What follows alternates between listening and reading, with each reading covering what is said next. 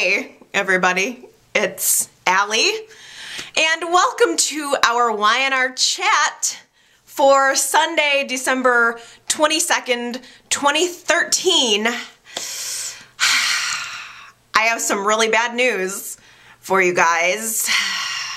If you haven't heard already, Michael Muhney has been fired from YNR.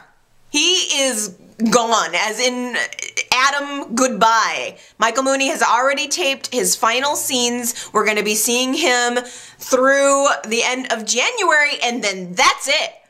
No warning, no real lead up, no contract negotiation, just fired, gone.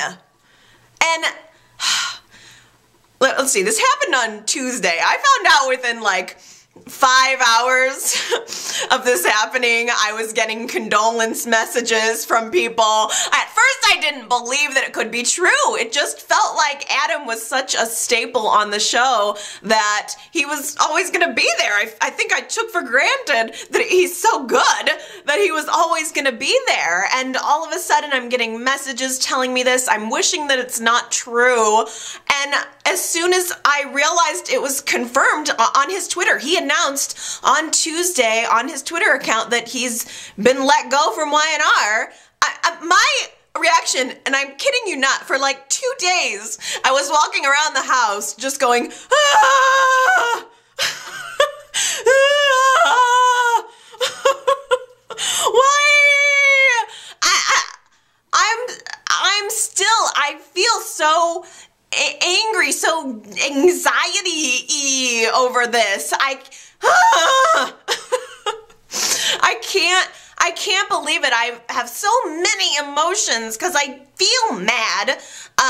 You know, having kind of been a couple of days removed from this, I feel a little more just blah, a little more resolved. What can I do about it? It's so shocking. Tuesday, he announced it on his Twitter that, and just said, I'm leaving YNR. It exploded. YNR became a trending topic on Twitter. Tons of articles. Everybody was talking about this. He's a popular actor. Adam is a popular character on the show. He's an anchor of the show. I love him.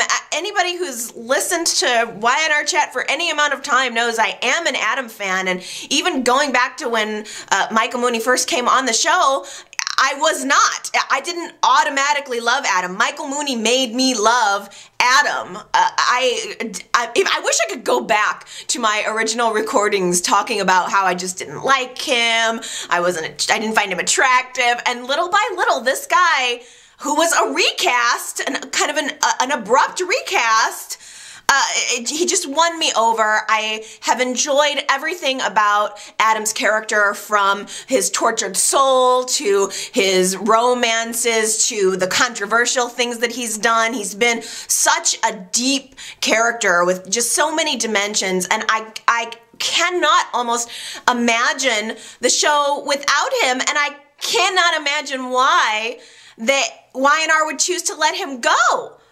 On Wednesday, an article came out. It's an article by Nelson Branco, the Huffington Post Canada. That I've got it right here. If you guys want to look up this interview, it's the only interview that Michael Muhney has done that I know of, I believe, since being fired. The title is Michael Muhney, Adam Newman on The Young and the Restless, abruptly fired, and here's why. And it's actually an article where he opens up and talks about the departure, and I just wanted to read you guys a couple of quotes from it, because I think there's a lot of questions. We're wondering why this has happened, who is to blame, what the heck happened. So Nelson Branco asks Michael Muhney, who told you that you were fired, and what was the official reason for your departure? Michael Muhney says, Jill Farron Phillips told me. We had a private talk in her office. She's always been very kind to me. We've had a good rapport. It was intimate the way it was handled. Part of me feels like it's because I've always been outspoken, and sometimes I've been too outspoken. Sometimes I walked around with a big backpack full of hubris, and that's entirely on me. CBS, Sony, and Jill Phelps are not to blame for that. If I'm gonna claim to be a grown man, I have to own that. But it could be financial or story, the reason for him leaving. It was explained to me that CBS and Sony, this is the kicker, so listen up here, get this. It was explained to me that CBS and Sony want to give Adam a break for 3 to 6 months and then bring him back with a different actor. I'm just gonna let that sink in. Maybe he does need a break, Michael Muhney continues on. Adam has been on screen a lot. He's not being killed off. Oh, okay. I mean, why would Y&R recast him? This is the question for me. I mean, my sense of things just following this is that it probably did have something to do with Michael Muhney maybe not being necessarily liked behind the scenes. I think he had some friends, certainly, of course, but I wonder anyway if there were some key executive type people that maybe just didn't appreciate who he was. I mean, he said himself, you know, I was hubris at a lot of times, and maybe that rubbed some people the wrong way. Maybe he had gotten too comfortable in his position and didn't see the axe swinging behind him. It's so absolutely shocking. I think that the whole we're gonna give him a break and then recast him thing is just a veil. I don't believe that at all. I don't think that there's any direction that Y&R could have wanted to take Adam's character that Michael Muhney would not have accomplished. You don't just axe a very popular actor and recast him just because you want to go in a different direction. No. There just absolutely has to be some more behind it.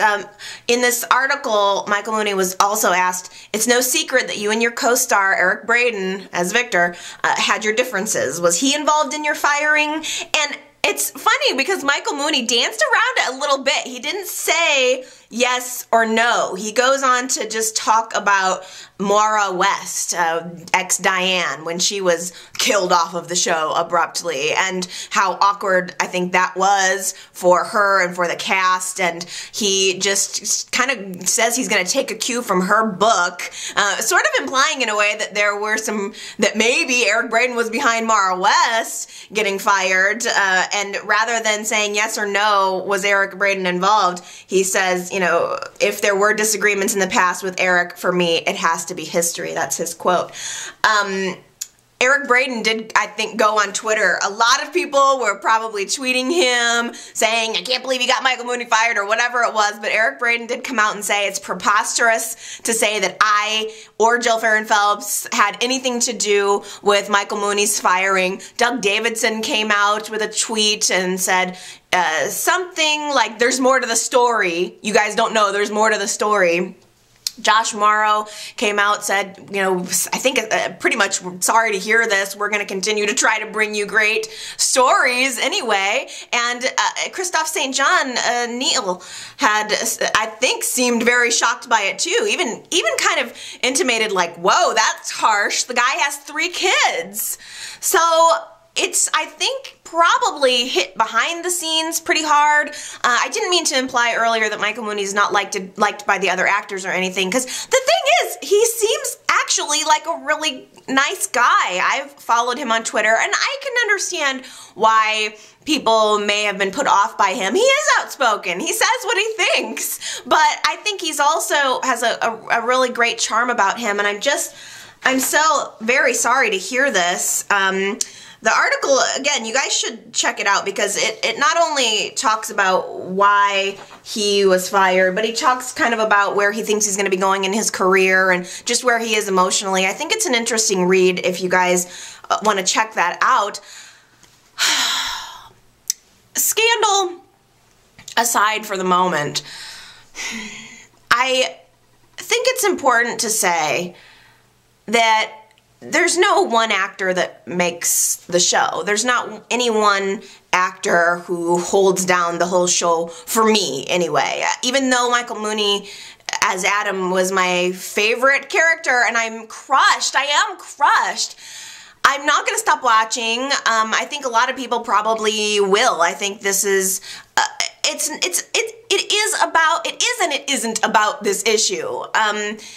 We've lost a lot of characters this year. Billy Miller is out. I read an article that he had mentioned that he was trying to negotiate his contract, that he maybe wanted to stay and they just couldn't come to an agreement. We lost Michelle Stafford this year.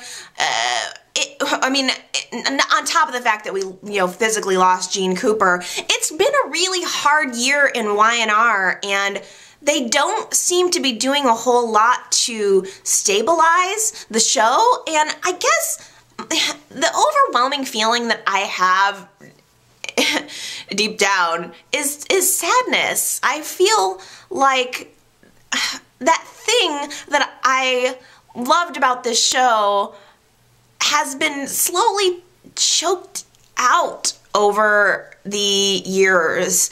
When I first started watching, it was a Bill Bell show. He was the creator. He, I believe, was the producer. He had a large amount of control over the show, and there was this sense of it being a family show run by a family. There was a sense of unity, a sense of caring and I don't know, family about the whole thing. And when Bill Bell died, it all just kind of started changing. And even at this point, there are really, other than a occasional cameo by Laura Lee Bell, there really aren't any Bells involved in the production anymore.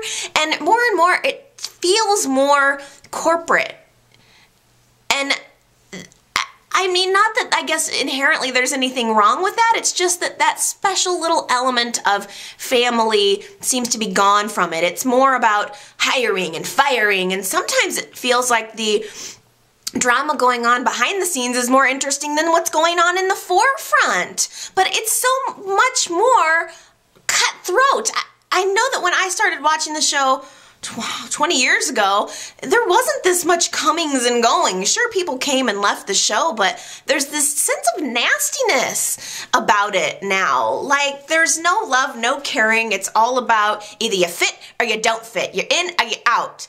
And it doesn't matter as much about characters and actors making fan connections. Obviously, we don't matter that much.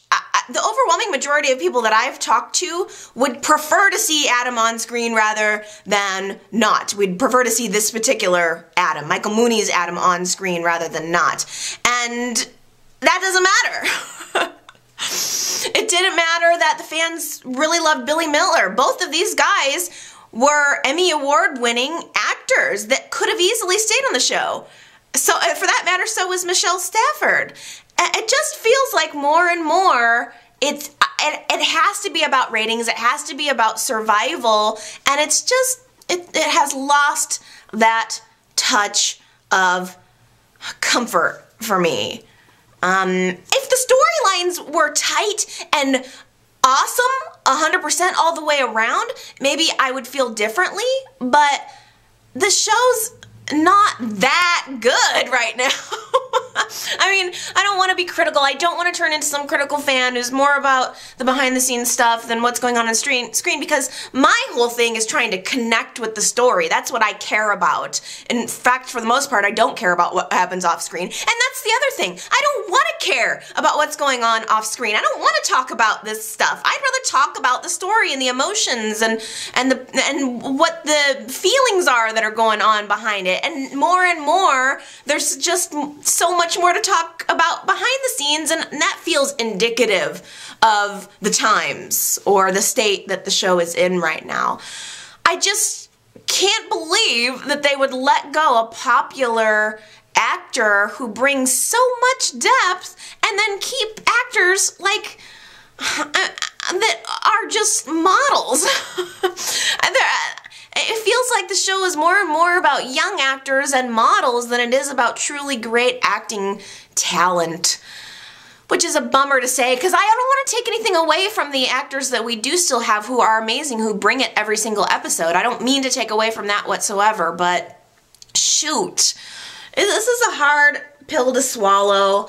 I really thought that at the end of the day, Adam was going to come out squeaky clean on this whole Delia mess, but now watching the show in the wake of all of this behind-the-scenes drama, knowing that Michael Muhney's leaving, I wonder if they were leading to it all along. They certainly, the thing is, actors don't just get fired. Like, he's under contract. They had to probably sever his contract. So whoever wanted him gone enough to cut the contract. So I do wonder if it was all the time leading up to this, or if this was just we don't really know what to do, let's just get rid of him. And bring him back with another actor. Oh, that is gonna be salt in the wound. Michael Muhney was a recast, so I don't know, maybe new Adam could be amazing, and I just don't want to open myself up to it. I want Michael Muhney! And not for naught, YNR killed off Daniel Goddard, killed off Kane's character, fired Daniel Goddard, and the fans were super upset. He was a very popular character, and they ended up finding a way to bring him back. So I don't want to close the door thinking that Adam could never come back with Michael Muhney, but gosh, it seems like there's some negativity. It seems like there's some badness going on there. Someday. I'm gonna keep my fingers crossed that someday. It does feel like there's a huge fan outrage over this, and maybe that will have something, maybe that will have some weight. I don't know. I'm sorry to have to talk about this like so long. You know I like getting to the storyline. So why don't we get back to that? I do want to know what your opinion is about all of this. It is part of the show. It's hard to ignore. I can't just not comment on the fact that YNR just axed a hugely popular actor. So there it is. I think that's my piece. I probably will have other things to say about it as we continue on. I'm gonna go through stages of grief upon losing him. Oh, gosh. But anyway, you guys tell me what you think, because, you know, maybe there's some people that are happy about it. I don't know. Maybe there's some people that have a perspective that I haven't considered. So please don't be shy. Feel free to let me know what you're thinking. Well, this week in Adam's life, he's actually starting to get back to a place of contentment. He and Chelsea are back on the track with their relationship. The show opened up early in the week with them having just pillow talk in the bedroom after having sex, and Adam talking about how he is looking forward to their future for the first time instead of looking back. And I think meaning all of the bad things he's done up to and including Delia.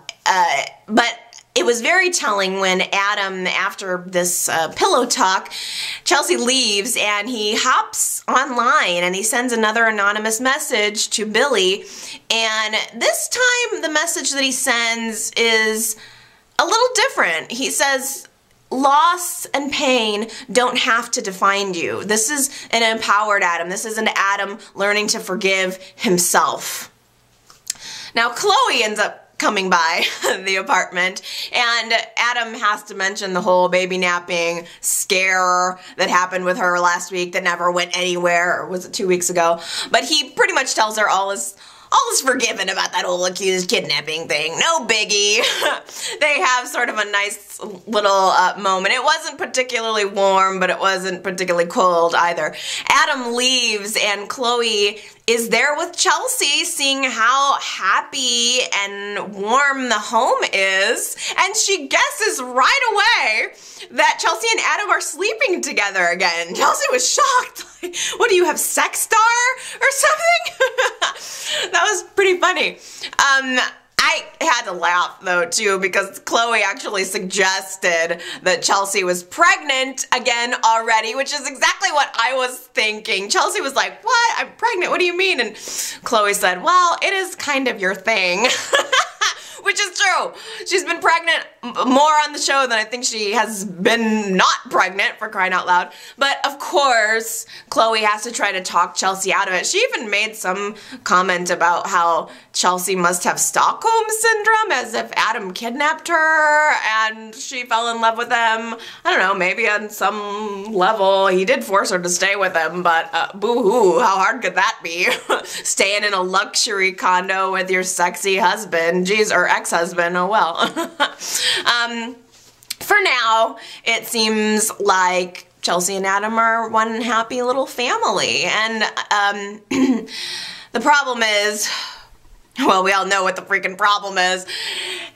Adam says to Chelsea, they go out for dinner a little bit later, and he says, guys like me don't get fairy tale endings. See, that line makes me think there's some foreshadowing there. Like maybe they knew all along, because we all know that the ending for Adam is going to be, we know what it's going to be, and we know it's going to be hard, and it's going to be heart-wrenching. It's going to be not positive. Michael Muhney did mention, I think in the article, that he already filmed his final scenes. I think Thursday was his last day on set, and he did mention that his final scenes were a goodbye to Chelsea and Connor. So Delia's death is definitely going to be pinned on him. He's going to go to jail, and that's gonna be that. It's gonna be horrible to watch. I just can't believe at the end of the day that they're gonna make Adam kill Delia.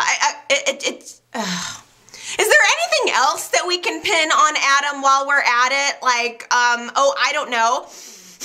Maybe Adam killed Carmine. Alex tells Kevin that he thinks he found the driver, the hit-and-run driver. It's some rich surgeon with a god complex who drives a black SUV and took it in to have some repairs done on it. The body shop called into the police station since they knew that's what they were looking for, and Alex thinks he's ready to make an arrest. He calls Chloe down to the station, because coincidentally, in the back of this black SUV is the exact same scarf, the scarf that Delia was wearing the night she died, that Chloe couldn't find. It was in the back of the car. This is just so ridiculous. Can this get any more drawn out? We as viewers know Adam burned the scarf. That scarf is gone. This is just a red herring. Here's this, really? The exact same scarf? Get on with it. Chloe comes down to ID the scarf, and there was this really sad moment where she thinks this is it. She thinks this is the last piece of her daughter, and she brings it up to her nose, and she kind of smells it, I think, and she says, "It doesn't smell like her. He must have washed it." Like this murderer ran down a child in cold blood and then just washed the scarf and threw it in the back of his car. Chloe realizes that the tag is still on the inside of this scarf, and she knows absolutely she removed the tag from Delia's scarf because Delia didn't want it there, and there's this hope that has been dashed. They thought for a brief moment maybe they were going to have resolution on her daughter's death, and no, all of that hope is dashed, and it's a really sad, really hard moment for Chloe. She ends up getting a copy of the paperwork from the nonprofit foundation that Adam anonymously established in Delia's name to provide an education for children. So she sees that this foundation has been established, and it's probably a multi-million-dollar, it's a big, big donation. Who would do that? Someone who would do that and remain anonymous. So in Chloe's mind, wow, someone just did a really wonderful thing, but they don't want me to know about it? Why would Billy bring a woman to his brother-in-law's bar? It just makes absolutely no sense whatsoever. Billy takes Kelly to Nick's bar. They're sitting in a booth, being all snuggly there and intimate-y talking. I mean, there is no implication of any kind of sexuality or whatever, but they're in close. It was intimate by the very definition. And Billy's talking about his life, and he actually does admit that he wants to reconnect with his wife, and Kelly on the surface seems to be genuinely wanting to help him from a totally innocent place. She tells Billy about how her husband turned away from her when their child died. So my question is, why wouldn't Kelly then be encouraging Billy to talk to Victoria? Shouldn't she be encouraging Billy, if she's such a great friend, to share his feelings with his wife? Instead, she just wants to be there for him. She's obviously, by the way, got Adam's donation on her mind. She knows that he's made this huge donation in Billy's daughter's name and that she can't tell him even though she wants to. Billy, he's so focused on himself and how he's going to get through this. He mentions to Kelly that talking to her is actually the only thing that seems to be helping him. And in that moment, I just felt like she seemed flattered, like, oh, I am really helping. And maybe it was just self-serving, as in, oh good, I'm helping another parent who's lost a child, but I can't help adding some kind of overtone to it. And Nick pretty much had the same thought. Nick walks up, sees them together in this booth. He's suspicious at first, but Billy tries to explain that they were just at a meeting together and stopping by for a drink, and you know, I guess I better go home to my wife. So Billy gets up and leaves. Kelly and Nick are there alone. Nick sits down in Kelly's booth and he starts to give her a piece of his mind. He tells Kelly that he knows how that losing a child can make your heart wander, how you can start looking for peace in another place, and he doesn't want that to happen to Billy. It was very clear what Nick's implication to Kelly was. Yeah, that marriage is definitely in trouble, and I think we can all see it, really, maybe except for Billy and Kelly. I don't know. They think what they're doing is completely innocent, but I don't know. Victoria, at the same time, is at the coffee house. She's having coffee and some cookies, and she begins to realize that Johnny has a rash on his neck. Oh, how could that have happened? Well, Dr. Stitch walks in the door, and he's able to save the day, being all adorable, offering to give Johnny a little examination, and he's playing little magic tricks with him to keep the kid occupied while he's looking at the rash, gives him an antihistamine, totally comes in to the rescue, where probably Billy should have been there with the child, trying to see if he could help, or, you know, trying to diagnose the situation. But Stitch comes in to the rescue and totally connects with Victoria. I think it's pretty clear that if Billy turns to Kelly, we all know where Victoria is going to turn. I think that she is absolutely going to be connecting with Stitch to get through all of this. She even opens up to Stitch about what's going on with her family and her marriage. And even though he's a stranger, she doesn't really know him at this point. She tells him pretty much everything that's going on in her heart and in her mind. And she asks Stitch in return, what's his family situation? And he responds by just saying, it's complicated. So we all know that Stitch has this wife and kid that are not on screen. They're living in another town, that he's not with them right now, and obviously there's some problems in that marriage. He just says it's complicated. Well, Billy ends up receiving a notification when he's at home of Adam's donation of this foundation that's established. Of course, he doesn't know that it's Adam. He doesn't know who it is. Billy sees that this is a grand, grand gesture. This is a lot of money. This is no small thing. And Billy seems really touched by the fact that someone has made this donation in his daughter's honor. He goes to Jack thinking, oh, maybe my brother did this, but Jack says, I would never do something like that without talking to you about it. And Billy says, you know, I just talked to Mom, Jill. She said the same thing. So who could it be? Could it be Victor? Would Victor make an anonymous huge donation? I loved Jack's response. He said something like, Victor would never do it anonymously. How would the whole world thank him for his generosity? That was perfect. That moment, ooh, it was so good. That made me laugh. Well, Billy tells Jack he wants to find the person who made this donation so he can thank them on Delia's behalf. And it dawns on him that this paperwork originated out of Kelly's office. So he goes down there to ask her about it, ask her what she knows about the donor, and he turns the charm way up to 10. He turned it up to 11 to try to get Kelly to tell him who the donor was, but she absolutely cannot reveal it under no circumstances. So that will still remain a mystery. By the way, while Billy was still at Jack's, Nick came by and had just a brief moment to talk to Billy, saying, in essence, I've been where you are. I lost a child, and it caused me to turn away from my wife, and it completely changed the course of my life.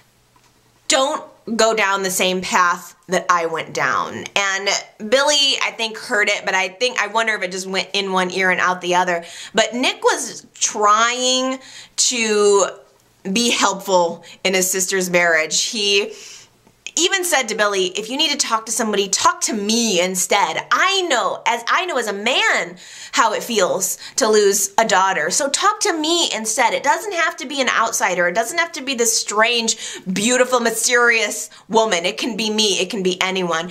And Nick, I think he said what he needed to say. Billy listened. But Nick goes to Victoria afterwards, and Victoria admits that she is struggling and in fact is a little bit jealous that Billy confides in Kelly, that he can tell her things that he can't tell her. And although Nick tries to reassure Victoria, the suspicion is still there. It's still there for everyone. And Victoria even says, why is he talking to her and not me? And that is the big question. Why is that? Why is it so much easier to talk to Kelly?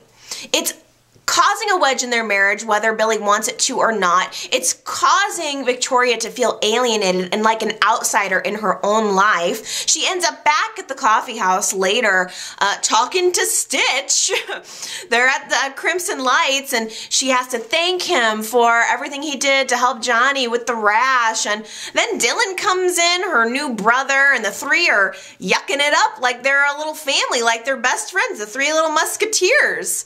After Victoria leaves, even Dylan was like surprised by how close Stitch and Victoria have become so quickly. Victoria is obviously just reaching out for someone to be there. And it's so weird because it really seems like Billy's doing the same thing. They're both reaching out for someone, but in opposite directions. All they have to do is turn around and they have each other. So it seems a little unnecessary. I don't know. I think Stitch and Victoria could be interesting. I don't know. Stitch reveals that he's not going home for Christmas. I mean, what other possible excuse could there be for his family not coming to see him, even if he has to work? So there's obviously something going on in Stitch's marriage that's gonna free him up sooner or later.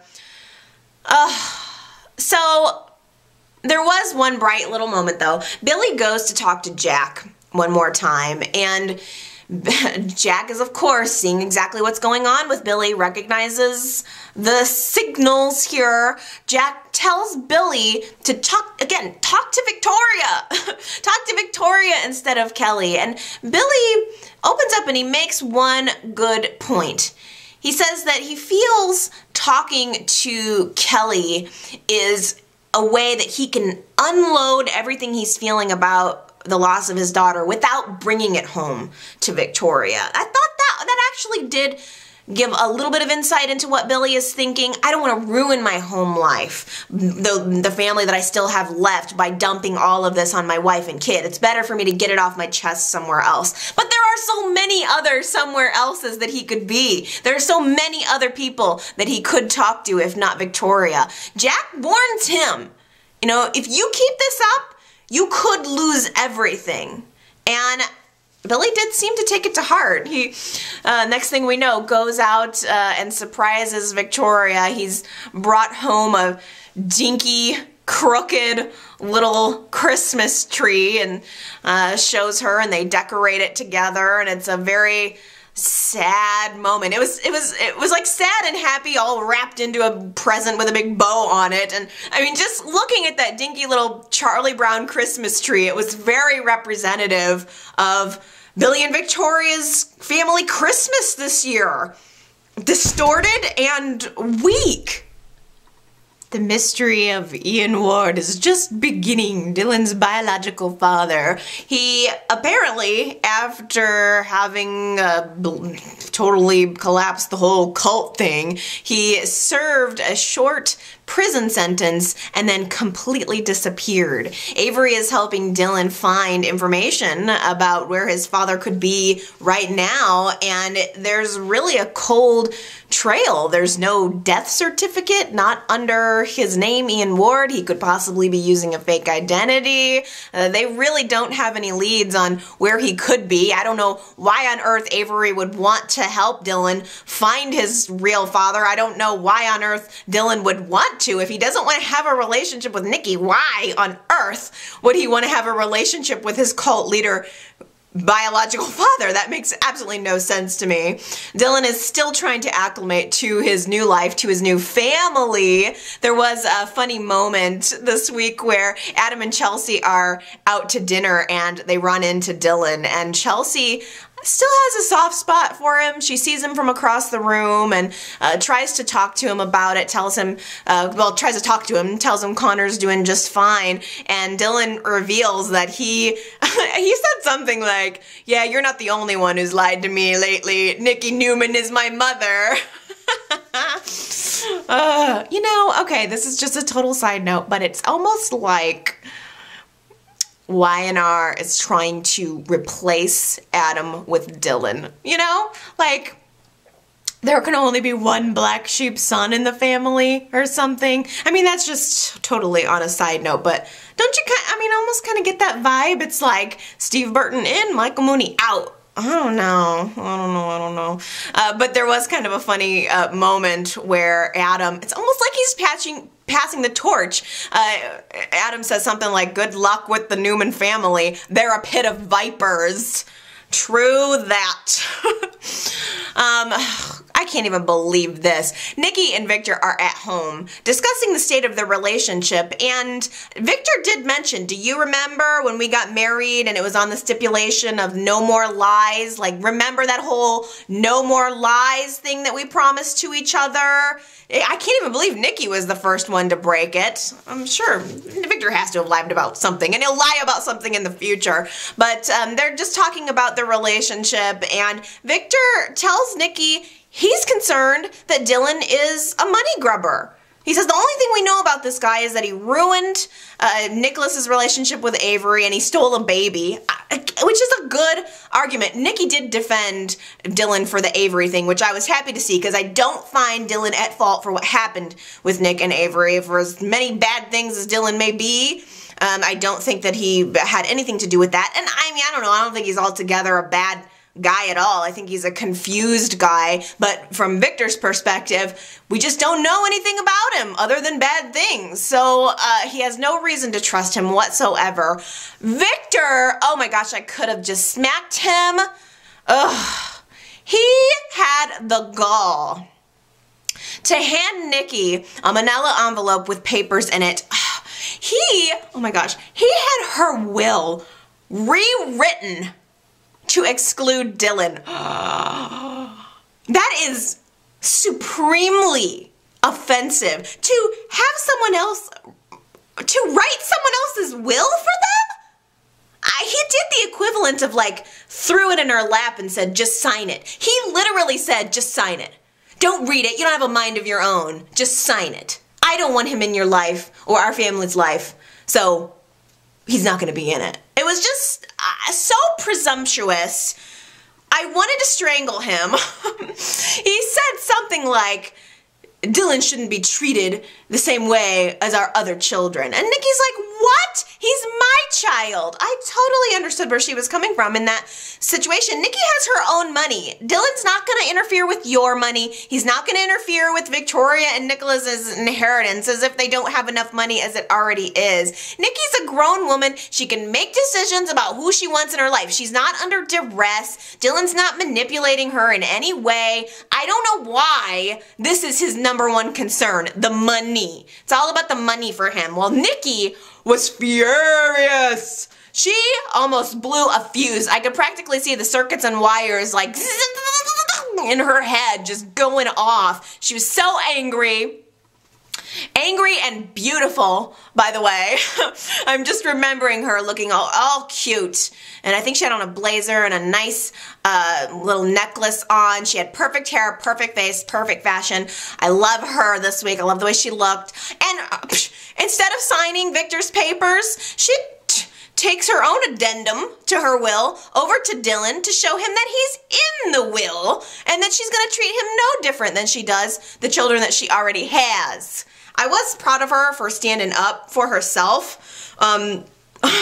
In my brain, though, I'm just wondering, like, how much of this was about your love and desire to bequeath something to Dylan, and how much of it was just about defying Victor.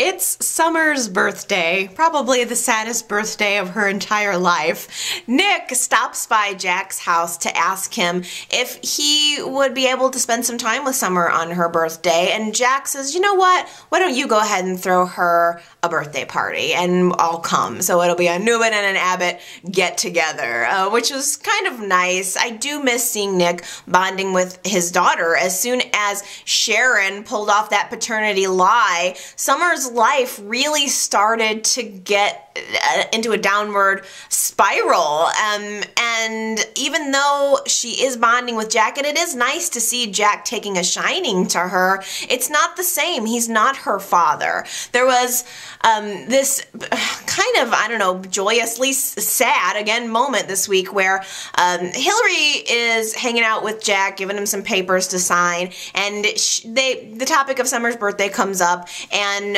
Hillary says, you know, I used to wish that my father would show up and give me a present for every birthday of mine that he ever missed. And that was very revealing for Hillary, but for Jack, it was an idea. He loves this idea, and he decides he's going to put that idea into motion, and he puts together all of the, this a present for every birthday of hers that she missed, and we didn't really see her get to open them. The surprise birthday party happens at the Underground. Noah and Courtney rope Summer into coming there for a surprise party that she really didn't want. She really didn't want to celebrate her birthday this year, and Jack just mentions to her, hey, I've got some present, I got something for you. You can check out later. But I don't think we saw her open them. I would have kind of liked to have seen that come all the way full circle. That would have been a nice little scene to see her opening up a bunch of meaningful gifts. Or did I miss that? I don't think so. I don't know. The whole party was a bummer. Summer was obviously down. Everything in her life is upside down. Dad's not dad anymore. Mom's not mom anymore. Kyle is a brother, not a crush. She's just sad all over the place. Fen, another sad sack teen in Genoa City, comes to her birthday party and to say goodbye. He was getting ready to run. He was discussing with her last week how he wants to go on the lam. He's out of jail for now, but the cops are closing in and Womack is closing in, so he thinks the best thing he can do is just get out. Summer doesn't want him to leave, but understands there's not much she can do to prevent him, and just before Fen leaves, there was this sweet little moment where he tells her, before I leave, I just want you to remember to choose your other friends wisely. Because Summer's hanging out with Courtney. Courtney's obviously involved in drugs, and Summer is really susceptible to drugs at a point where she's at a low point in her life. And sure enough, just after Fen leaves, Fen's finally kicked the drugs. Just after he leaves, that model friend of Summer's offers her a totally harmless pill, which Summer takes. I was so disappointed in her for doing that. Genoa City's underground drug cartel claims another teen victim into its clutches. I mean, geez, is there anybody on this show at this point who isn't on drugs?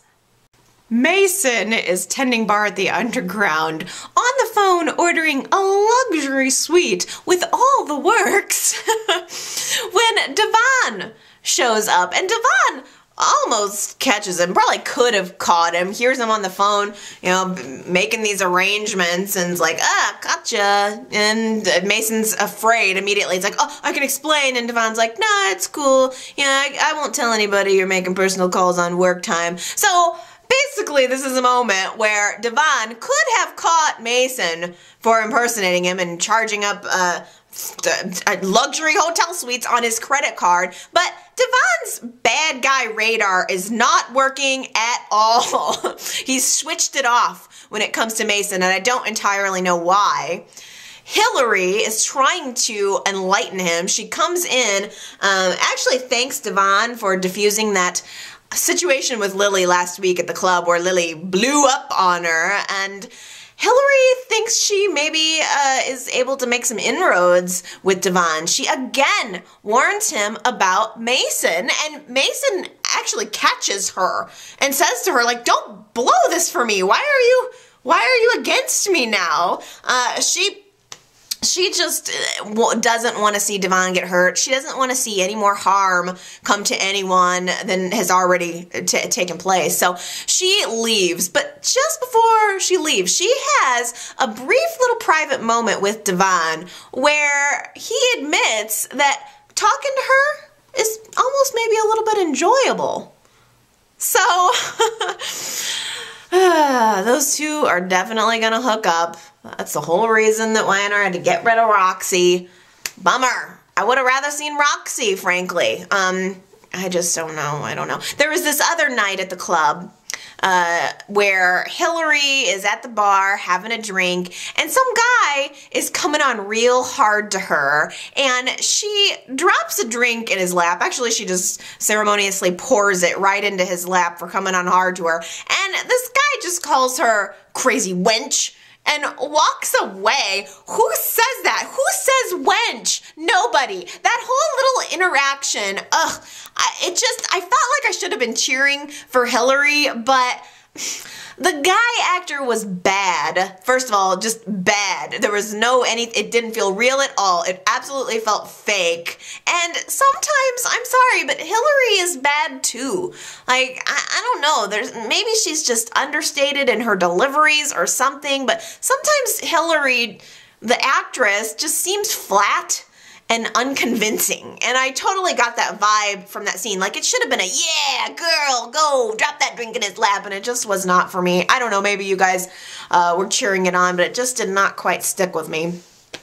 Devon sees this whole thing go on, and he strolls over to her, and he's actually kind of impressed and intrigued by her at this point. He, I think, wants to like her. He wants to be friends with her, but he has to reserve himself because of everything that happened with her and the Winters family. By the way, Lily and Kane see this whole thing go down. They see Devon over there chatting it up with Hillary, not happy about it at all. Lily does not want to see Devon canoodling with this crazy wench. You know how I'm always calling people a wench. But they decide to just let it be. Devon comes over. He and Lily and Kane are having a nice little chat until it was interrupted by two police guys coming up to Devon and saying they have a warrant for his arrest in Las Vegas. Now, we all know that Mason's been impersonating him, so I'm immediately thinking, what the hell did Mason do in Vegas? Well, it turns out he trashed a hotel room and then left the bill, and he's impersonating Devon, so Devon gets arrested. He gets stuck in jail for this. It's a huge media scandal. Oh my gosh. Ugh, Mason. Oh, geez. What happens in Vegas did not stay in Vegas when Mason was there. It followed him all the way to Genoa City. Sharon and Nick are becoming quite friendly, and Sharon wants to tell Nick everything. She's really at the point now where she's tired of carrying around the weight of everything that she's done. So she is actually just about to tell him the truth when Noah knocks on the door at her house and interrupts them. He's brought a huge tree to the house, and Nick and Sharon are there decorating the tree, just like old times, reminiscing. They had this little tinsel fight, which was pretty much the same thing as the seltzer fight they had a couple of weeks ago. That's Y&R's like go-to thing. Let's have a playful fight between these two. But Noah's onlooking the entire time, and as an audience member, it makes me sad because the truth about what Sharon has done to Nick with the paternity test results is now threatening this happy little family that's actually developing organically. All of the scheming that Sharon did trying to break up, yeah, for crying out loud, anybody's blaming Dylan for Nick and Avery's breakup. Sharon's the one that really wedged in between them there. But everything Sharon did to try to break up Nick's relationship, to try to get close with him, none of that worked. The second she stopped trying, their relationship actually started developing in a completely natural way, and it would be nice to see their family back together again. Noah is onlooking about this whole thing, and as soon as Nick leaves, he actually warns Sharon about getting involved with Nick again, which I thought Noah maybe should be happy about his parents getting back together. Isn't that what all kids want?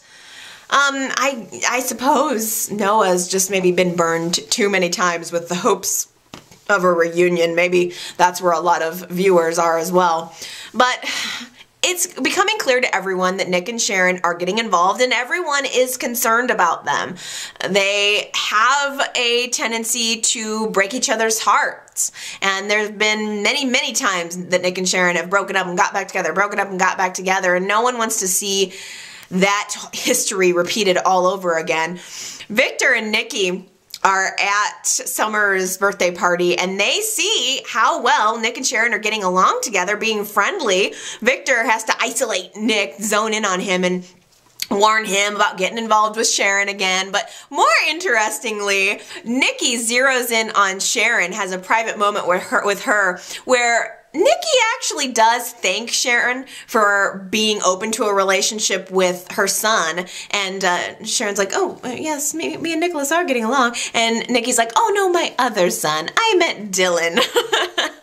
But don't worry, my opinion of you hasn't changed. And Sharon just looks at Nikki and says, you either, Nikki. Ah, I loved it. I loved the Nikki and Sharon feud. So it was just a little taste of it there. That made me happy this week after everything that's made me angry this week. That moment in and of itself just, boy, that sealed it.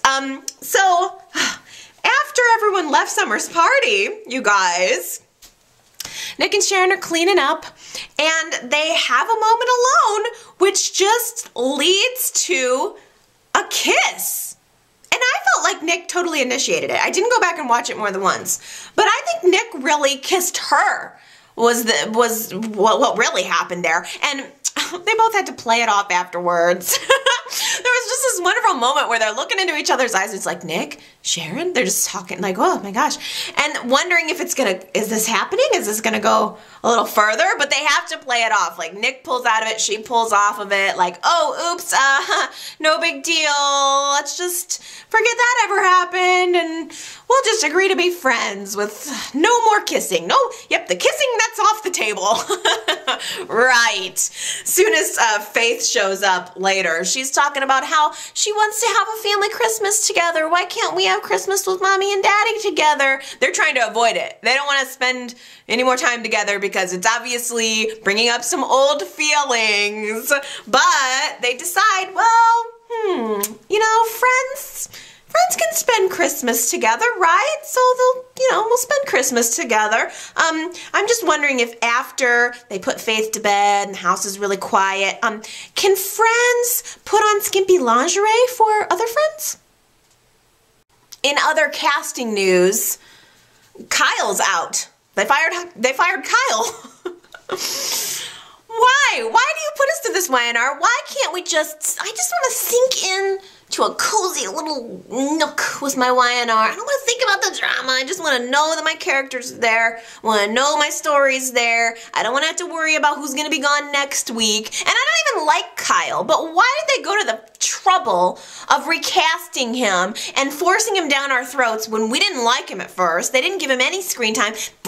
Honestly, it's not the actor's fault. They did not give Kyle an appropriate chance. They just stuck him in there and just were like, I want to see how it flies. They don't build anymore. They don't build characters. They don't give us reasons to like them anymore. And by the way, being hot is not enough of a reason for me to like you necessarily, i.e. Tyler or Mason or, it's just that's not enough. I need some character development here. But whatever, they went to the trouble of all of that with Kyle, and now he's gone. Jack, we know why he's going to be gone too. Jack asks Kyle to give him information about Bonaventure. That is what they've identified as being Victor's possible Achilles heel.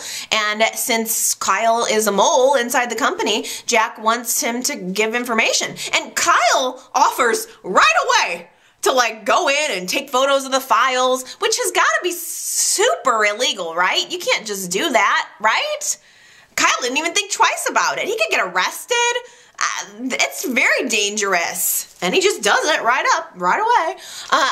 Then Kyle does have a moment where he realizes that Bonaventure, Jack tells him that it's a disease research center. So Kyle's like, he throws up some resistance, like, do we really need to take down a disease research center in order to get back at Victor? But Jack, he sees that as Kyle not wanting to hurt Victor. Jack is very concerned about that. He feels paranoid about that. But Kyle needs, I think, to prove something to his father, so he proceeds. He wants to help his dad. Later, by the way, Jack suggests that maybe Kyle might think about a relationship with Hillary, because I keep thinking, are Jack and Hillary going to hook up? Because they're getting pretty close, and I do not want to see that. No, Jack and Hillary. Please, Lord. But I thought it was interesting when he suggested, maybe Kyle would be interested in Hillary. No. Kyle is not ready for a relationship since the whole summer thing. Plus, he's just completely focused on his work.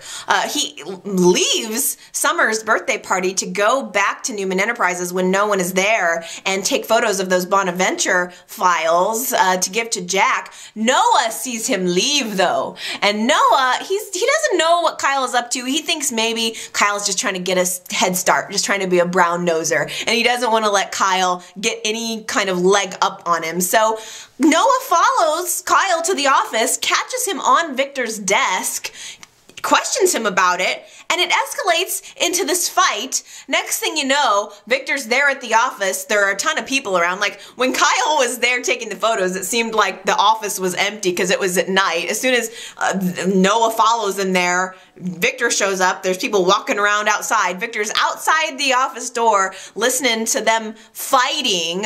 Basically, Noah saying, you're only here because my grandfather wants to get back at your dad. And Kyle's like, I don't think you understand how nepotism works. You're only here because your last name's Newman. Victor walks in and overhears he has to break the whole thing up. But Victor is the one who instigated this whole feud. Victor fueled the fire of these two young men the entire way. And then he has the gall, by the way, to put Kyle on Noah's project with Bonaventure. I don't know if he was sensing something or what, but it feels like every step along the way, Victor's trying to give preferential treatment to Kyle over Noah. Noah's deal was Bonaventure, but now all of a sudden Kyle's got to be on it with him and they got to work together. Maybe that's just Victor's way of trying to keep those two close so that Noah can keep Victor abreast of what Kyle is up to, because Noah comes back to Victor later and tells him that he caught Kyle going through his desk. So if Victor's radar was not up before now, it's up now. Kyle is just digging his own grave, and it's gonna lead him right off the screen. All signs are pointing to Fen having killed Carmine, which just tells me Fen didn't kill Carmine. That's all that does is solidify in my mind that Fen probably didn't kill Carmine, or maybe he pulled the trigger and then it was all a setup. I have no idea. But Paul sends a cop to go get Fen, question him about the sober chip. He also talks to Michael, or lures him in to get his personal effects, in which the sober chip is included, questions Michael about the sober chip, realizes that they're both totally lying about the scenario. It was so weird that Fen would go and talk to Paul without a lawyer. Michael didn't really know what was going on. Paul completely tricked them into all of that. I don't know. I feel so uninterested and confused by the whole Baldwin storyline, and I'm sorry, I'm probably not doing a very good job of recapping it, but Fen confirms the sober chip is his, and then Paul ran a test on the clothes that Fen was wearing on the night of Carmine's murder. Forensics found residue and blood on the sober chip, and then also residue on the clothes that Fen was wearing that night.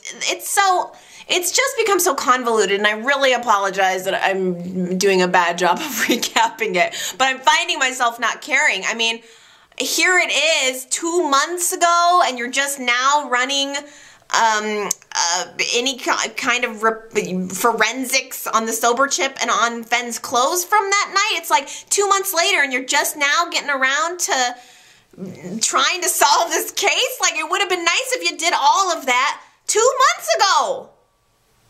Okay, just really quickly, Jill receives back her music box from the eBay seller, and she looks online to try to find out who it could be. The name on the box is RAKE. Really weird name. Esther's over in the corner writing down RAKE and realizes that it's an anagram for Catherine. Oh my gosh, well that's just very odd. So ghostly. Lauren gives Jill the idea to look online for the buyer's phone number to try to figure out who it is that bought this music box, sent it back to her, and Jill finds the phone number online, calls it, and Esther's phone rings. So Esther orchestrated that whole thing. She must have found out that Jill put the music box up for auction, so Esther bought it for a mysterious amount and returned it to Jill. So that was just a red herring, but I want to get down to the part where we find out really and truly what is the story behind the music box. What is it that was Catherine's last wish for Jill? Okay, everybody, that has got to do it for me for this week. It's been a lot of emotions, a lot of ups and a lot of downs. I know that you guys are feeling it too, so please don't be shy. You can definitely leave me a text comment here. You can call into my voicemail if you'd like. The telephone number is 309-588-4569 if you prefer to leave a voice comment. I really am curious to know what you guys think about all of the drama, particularly what's going on behind the scenes. I can't help but be a little more outraged and worked up by that. So let me know what you think. I hope that everybody has a wonderful holiday. It's probably going to be a sad one for Michael Muhney and his kids. Jeez. He'll be fine. He's a talented actor. He will be fine. I just wish Y&R would figure out that they messed up and that they would bring him back before he gets signed somewhere else.